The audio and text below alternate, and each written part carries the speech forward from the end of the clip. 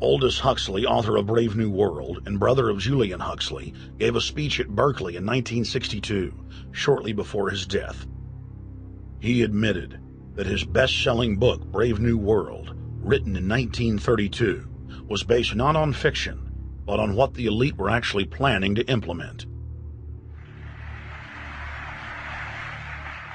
And here I would like briefly to compare the parable of Brave New World with another parable which was put forth more recently in George Orwell's book 1984.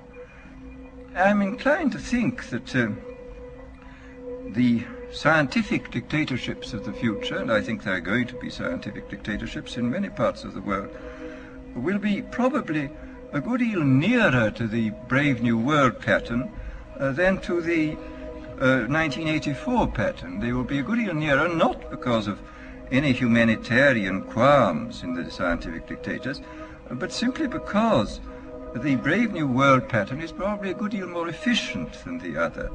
That if you can get people to consent to the state of affairs in which they are living, the state of servitude, the state of being, well, it seems to me that the nature of the ultimate revolution with which we are now faced is precisely this, that we are in process of developing a whole series of techniques which will enable the controlling oligarchy, who have always existed and presumably always will exist, to get people actually to love their servitude.